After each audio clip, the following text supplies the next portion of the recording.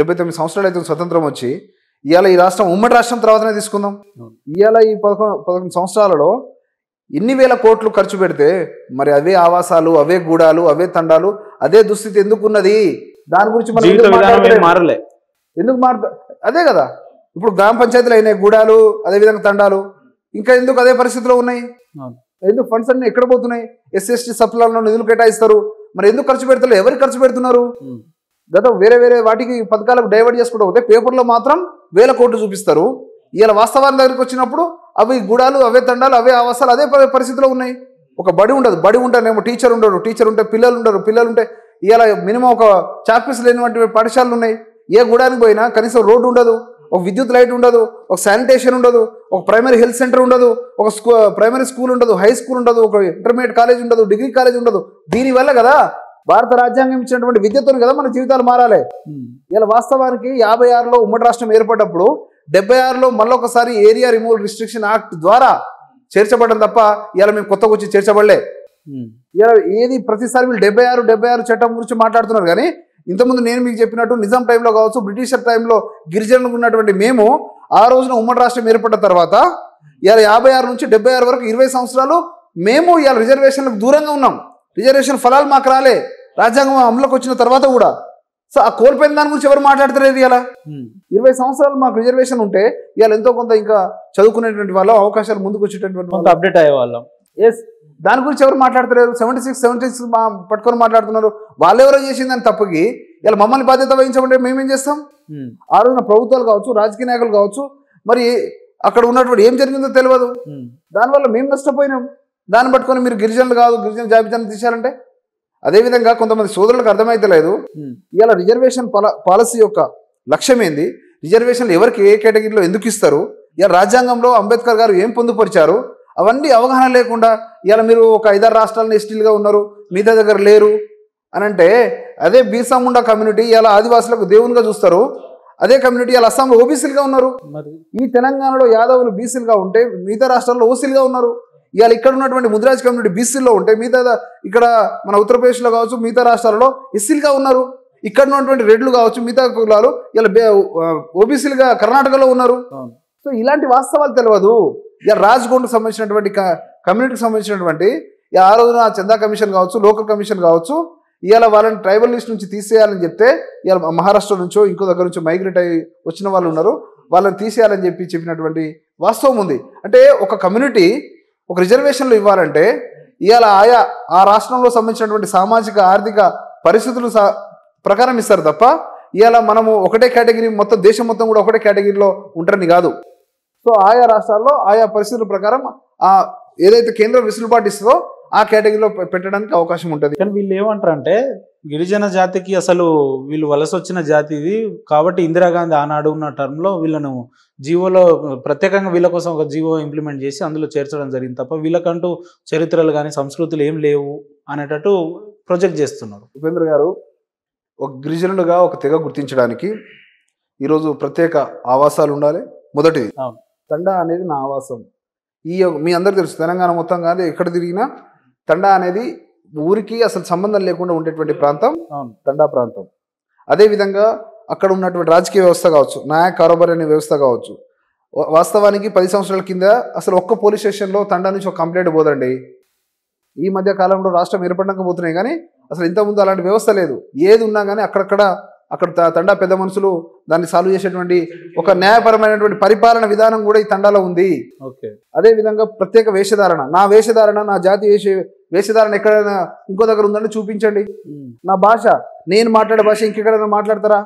నా పండుగలు నేను మేము చేసుకున్నటువంటి తీజ్ కావచ్చు, ఇలా శీతల భవని కావచ్చు, సేవలాల్ మహారాజ్ కావచ్చు, మిగతా పండుగలు ఏవైతే ఉన్నాయో ఇంకా తులజాభవని కావచ్చు, మిరమయాడి కావచ్చు, ఇలాంటి మా భవాని మాతల్ని మేము కొలుచుకునేటువంటి పూజా విధానం కావచ్చు, ఇవాళ ఇంకెక్కడన్నా జరుగుతాయా?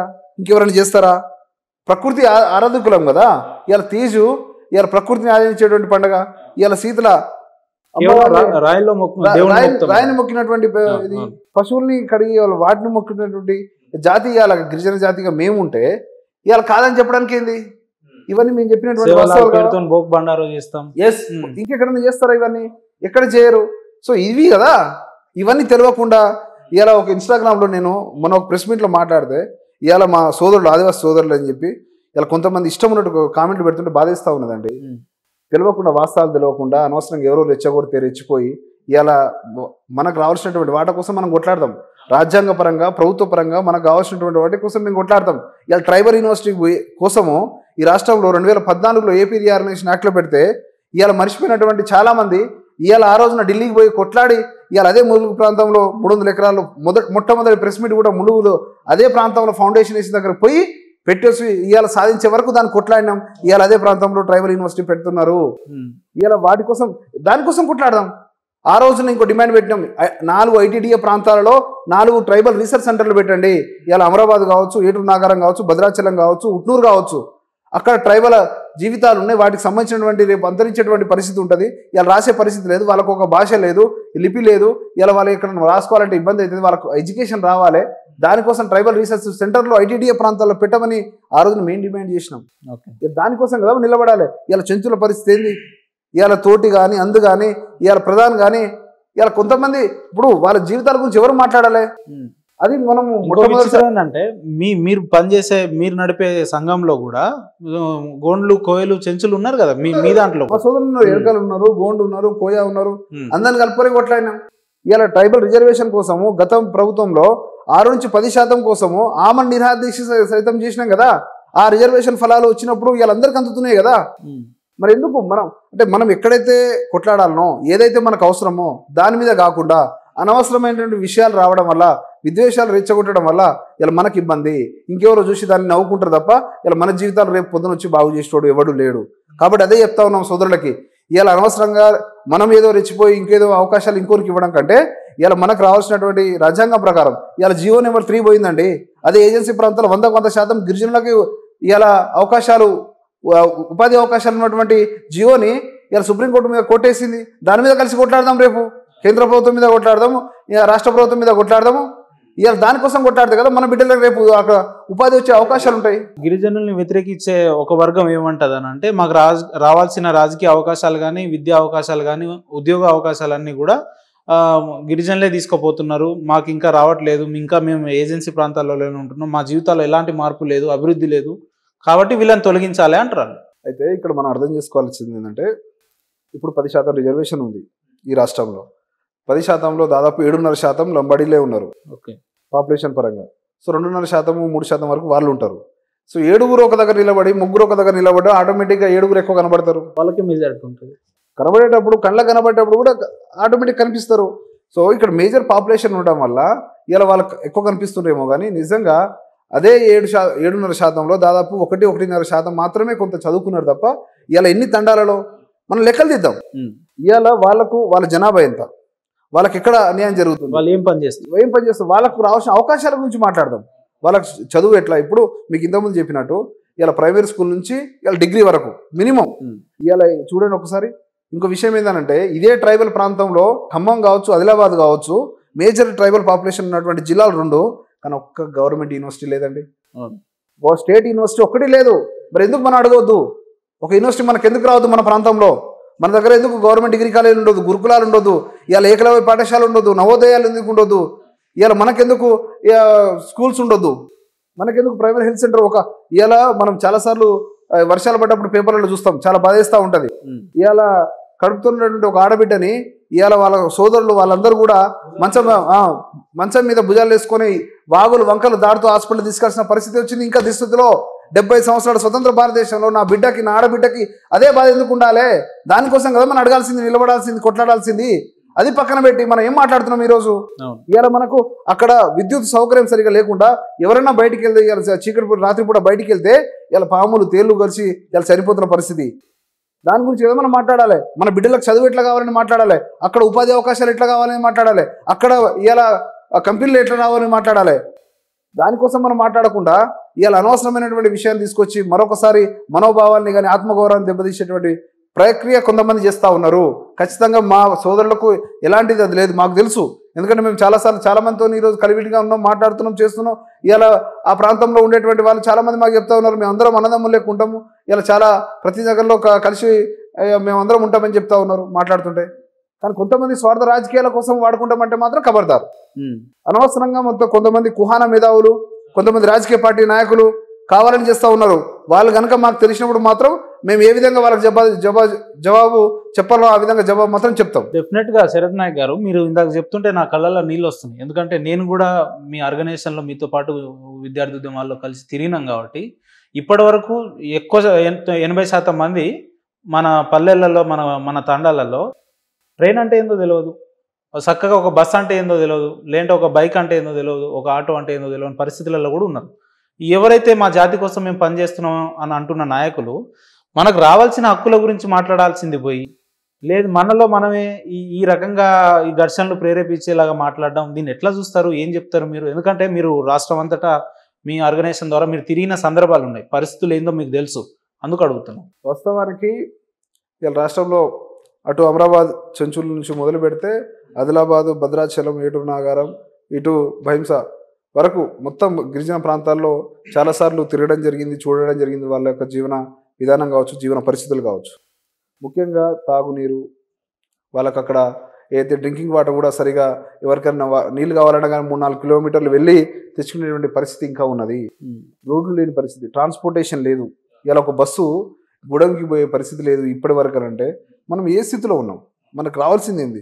ఇలా ఒక ట్రాన్స్పోర్టేషన్ ఉండడం వల్ల పిల్లలు చదువుకోవడానికి కావచ్చు, ఇలా వ్యాపారాలు చిన్న చిన్న వ్యాపారాలు చేసుకోవడానికి కావచ్చు, లేకుంటే మనం పండించింది ఇంకో దగ్గర అమ్ముకోవడానికి కావచ్చు, లేకుంటే ఒక హాస్పిటల్కి కావచ్చు, ఇంకేదైనా అవసరానికి ఇలా ట్రాన్స్పోర్టేషన్ అవసరం. అక్కడ కనీసమైనటువంటి రోడ్డు లాంటి ఒక మౌలిక సదుపాయాలు లేని పరిస్థితి.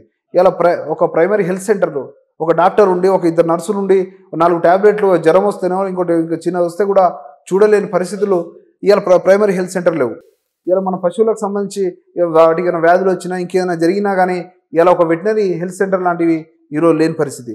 అదేవిధంగా స్కూల్స్ సంబంధించి చాలా బాధేస్తూ ఉన్నది. ఇప్పటి వరకు కూడా తండాలలో కావచ్చు, గూడాలలో కావచ్చు చూస్తే ఒక చిన్న చిన్న రూములు ఉంటాయి, నీరు వర్షం పడుతుంటే కూరుతుంటుంది. ఇవాళ సరిగా బోర్డు ఉండదు, చాక్పీస్ ఉండదు, టీచరు ఎప్పుడు వస్తాడో ఎప్పుడు పోతాడో తెలియదు. అలాంటి స్థితిలో మనం ఉన్నాం. దానికోసం కొట్లాడదాం. ఇలా మనకు రావాల్సింది ఇది, మన జీవితాన్ని మార్చేది ఆ రాజ్యాంగము, ఈ చదువు ఒకటే అని చెప్పి కూడా మీ అందరు కూడా తెలియజేస్తా ఉన్నాను. ఇలా లంబాడి బిడ్డలు కావచ్చు, బంజారా బిడ్డలు కావచ్చు, అదేవిధంగా మిగతా తెగల బిడ్డలు, కోయ, గోండు, తోటి, ప్రధాన్, రాజగోండు, నాయక్పూర్, ప్రతి ఒక్కరు కూడా మేము రిక్వెస్ట్ చేస్తూ ఉన్నాం. ఇలా మనం దానికోసం కొట్లాడదాం. మనకు రావాల్సినటువంటి SC ST సప్లాన్ రావాల్సిన నిధులు ఏ విధంగా ఎక్కడ ఖర్చు పెడుతారో అడుగుదాం. అదేవిధంగా మన ఖమ్మంకి, ఆదిలాబాద్కి ఒక స్టేట్ యూనివర్సిటీ వచ్చేటట్టు కొట్లాడదాం. ట్రైబల్ రీసెర్చ్ సెంటర్లు పెట్టే విధంగా కొట్లాడదాము. ఇలా ITDL మొత్తం నిర్వీర్యం అవుతున్న పరిస్థితి. ఇలా 4 ITDLలో ఇలా ఫండ్స్ ఎక్కడ వస్తున్నాయి, ఎక్కడ పోతున్నాయి, ఎవరి కోసం ఖర్చు పెడుతున్నారో తెలియని పరిస్థితి, మొత్తం జీరో అయిపోతున్న పరిస్థితి. ఇలా ITDA ప్రాంతాల్లో అభివృద్ధి కోసం కొట్లాడదాము, ఇలా ఫండ్స్ కోసం కొట్లాడదాం. నిధులు ఎక్కడి నుంచి రావాలి, ఏ ప్రభుత్వాలు ఇవ్వాలి, దానికోసం కొట్లాడి నిలబడి ఇలా మనం మన యొక్క జీవన విధానాన్ని మార్చుకోవడం కోసం రావాలని చెప్తా ఉన్నాను. అదేవిధంగా మినిమం కరెంట్ లేని పరిస్థితి. ఇలా ఒక టవర్ ఉండదు, ఫోన్లు మాట్లాడాలి, ఇంకేదైనా సమాచారం తీసుకోవడానికి పరిస్థితి ఇంకా తెలంగాణ ప్రాంతాల్లో చాలా ప్రాంతాల్లో, ఏజెన్సీ ప్రాంతాల్లో ఉన్నాయి. ఇండ్లు కనీసం గవర్నమెంట్ ప్రతిసారి ఏదైతే సహాయం చేస్తుందో ఖచ్చితంగా 100% మేము రిక్వెస్ట్ చేస్తూ ఉన్నాం. ఏదైతే ప్రజెంట్ ఉన్నటువంటి రాష్ట్ర ప్రభుత్వాన్ని కూడా అడుగుతూ ఉన్నాం. ఇవాళ 100% ఏజెన్సీ ప్రాంతాల్లో కావచ్చు, మిగతా తండా మైదాన ప్రాంతంలో ఉన్న గిరిజనులకి ఏదైతే ఆవాసం కూడా కనీసం లేదో వాళ్ళందరూ కూడా పూర్తి స్థాయిలో మీరు సహాయం చేయాలని కూడా కోరుతా ఉన్నాం. ఇంకోటి బ్రదర్, ఇక్కడ గమనించాల్సింది ఏంటంటే, ఎవరైతే ఈ స్వయం బాబురావు కావచ్చు, లేదంటే వెంకట్రావు అని చెప్పి, తెల్లం వెంకట్రావు అని చెప్పి, వీళ్ళు అసలు చాలా మందికి అసలు రిజర్వేషన్ అంటే ఏందో తెలియని పరిస్థితులలో కూడా వీళ్ళ కమ్యూనిటీలో కూడా ఉన్నాయి. గోండు కోయలలో ఉంది, అట్ ది సేమ్ టైం గిరిజనుల్లో కూడా ఉన్నారు. కేవలం వీళ్ళ వ్యక్తిగత స్వలాభం కోసమే చేస్తున్నారు అని కూడా అనుకోవచ్చా? ఇందులో భాగం అని అనుకోవచ్చా? 2-3 కొంతమంది. ఎస్, అయితే వీళ్ళు వెనుక కొంతమంది అయితే ఉన్నారు. సో వాళ్ళు అరే వీళ్ళు ఇంకా అదే ఎట్లనే ఉండాలని ఒక దుర్బుద్ధితో ఉన్నటువంటి వాళ్ళు కొంతమంది ఉన్నారు. కాబట్టి మేము కోరుతా ఉన్నాం, వాళ్ళు అలాంటి వాటిని మనం అర్థం చేసుకోవాలి. ఆ కుట్రల్ని మనం అర్థం చేసుకుంటే ఈ రోజు మన సమాజంలోకి వస్తే, వీళ్ళు కుట్రలు చేస్తే వాళ్ళకి వచ్చే లాభం ఏందంటున్నా. మీకు చెప్పినా కదా, గోదావరి పరివాహక ప్రాంతంలో ఉన్నటువంటి సహజ వనరులు కొంతమంది కండ్లు పడ్డాయి, కార్పొరేట్లు అయ్యి. సో ఆ డిస్టర్బెన్స్ అక్కడ ఉన్నటువంటి లంబాడీలు ప్రతిసారి అక్కడ అడ్డుకుంటూ చేస్తారు. కాబట్టి ఈ ఒక డిస్టర్బెన్స్ క్రియేట్ చేయాలి. సో దానికోసం చేస్తూ ఉన్నారు. సో మేమేమంటున్నాము, అది మన అడవి, మనం ఇన్ని సంవత్సరాలుగా 100,000 సంవత్సరాలు దాన్ని కాపాడుతూ ఉన్నాం. కొంతమంది దాని మీద కన్నేస్తూ ఉన్నారు. దాన్ని మనం అర్థం చేసుకోవాలి. మనకు రావాల్సినటువంటి అభివృద్ధి కోసం మనం కొట్లాడదామని చెప్పి మేము చెప్తా ఉన్నాం. దాన్ని అర్థం చేసుకోవాలి. సో ప్రతిసారి ఇలాంటి రావడం వల్ల చాలా మంది ఇబ్బంది పడతా ఉన్నారు. దయచేసి మా గిరిజన మిగతా తెగల ఆదివాసులకు ప్రతి ఒక్కరు కూడా దండం పెట్టి చెప్తున్నాం. ఇలాంటి వాటికి ఇంకోసారి మనం జరగకుండా మనం సామరస్యంగా ఉందాం, కలిసి ఉందాం, శాంతియుతంగా ఉందాం, రాజ్యాంగపరంగా రావాల్సినటువంటి హక్కుల కోసం కొట్టాడదాం తప్ప ఇలా అనవసరమైనటువంటి రాజకీయాలకు మనం బలి కావద్దని కూడా కోరుతా ఉన్నాం. మనం చదువుకుందాం, పోటీ పడదాం. ఈ పోటీ ప్రపంచంలో మనం చదువు ఒక్కటే మార్గం కాబట్టి మనకు ఇలా మనం కూడా కంపెనీలు పెట్టే స్థాయికి రావాలి. మన చదువుతోనే సాధ్యం కాబట్టి ఆ రకంగా మనం ముందుకెళ్ళి మనకు రావాల్సిన దానికోసం కొట్టాడడం, అదేవిధంగా ఏ అయితే అభివృద్ధి ఫలాలు ఉన్నాయో, పథకాలు ఉన్నాయో మనకు ఎట్లా రావాలి, ఈ రాష్ట్ర ప్రభుత్వం నుంచి కావచ్చు, కేంద్ర ప్రభుత్వాల నుంచి కావచ్చు, దానికోసం మనం కొట్లాడి మనం సాధించుకుందామని తెలియజేస్తా ఉన్నాం. అంటే ఇప్పుడు తప్పిదాలు ఎక్కడున్నాయంటారు శరత్ గారు? ఇప్పుడు 76 ఏళ్ల స్వతంత్ర దేశంలో ఇంకా గూడాల్లానే ఉన్నాయి, తాండాల్లానే ఉన్నాయి, చెంచుగూడాల్లానే ఉన్నాయి. అంటే ఇప్పటి వరకు మనకు అసలు ప్రభుత్వాలు ఏందో తెలియదు, పథకాలు ఏందో తెలియదు, ప్రభుత్వాలలో మన వ్యక్తులు లేరు అని అంటే ఇంకా ఈ గిరిజన కోయ గోండు జాతులను ఎట్లా అంటే మనం ఎట్లా అభివృద్ధి చేసే దిశగా పోవాలి, భవిష్యత్ కార్యాచరణలు ఎట్లా తీసుకుంటే ఈ రెండు కులాలు కలిసి ఉంటే ఎట్లా బాగుంటుంది? వాస్తవానికి ఈ రకంగా ఈ 79 సంవత్సరాల భారతదేశంలో ఈ స్థితి రావడానికి కారణము రాజకీయ పార్టీ నాయకులు, ఏదైతే అధికారంలో ఉన్నటువంటి పార్టీలు మాత్రం వాళ్ళ స్వలాభం కోసం చేసుకున్నారు. వాళ్ళు మనం ఓటు బ్యాంక్ కానీ చూస్తారు. మనం ఓట్లు వేయాలి, మనకు ఒక 500 ఇస్తానో, 1000 రూపాయలు ఇస్తానో, చీప్ లిక్కర్ ఇస్తారో, మనతో ఓటు వేయించుకుంటారు. తర్వాత వాళ్ళకి నచ్చింది వాళ్ళు చేస్తారు. మనం ఆ రోజున మనం గడప దొక్కినటువంటి మన తండాలకు గూడాలకు వచ్చినటువంటి ఈ నాయకులు మనము మళ్ళీ ఎలక్షన్లకు తప్ప వాళ్ళ ముఖం చూసే పరిస్థితి ఉండదు. మనం ఎవరికి ఫోన్ చేయలేం. మనం ఏ సమస్య వచ్చినా అధికారులు స్పందిస్తారేమో కానీ రాజకీయ పార్టీ నాయకులు ఎవరు కూడా స్పందించే పరిస్థితి ఉండదు. సో అలాంటి రాజకీయ పరిస్థితుల్లో మనం ఉన్నాం కాబట్టి ఈ రాజకీయాలు కూడా మనం అర్థం చేసుకోవాలి.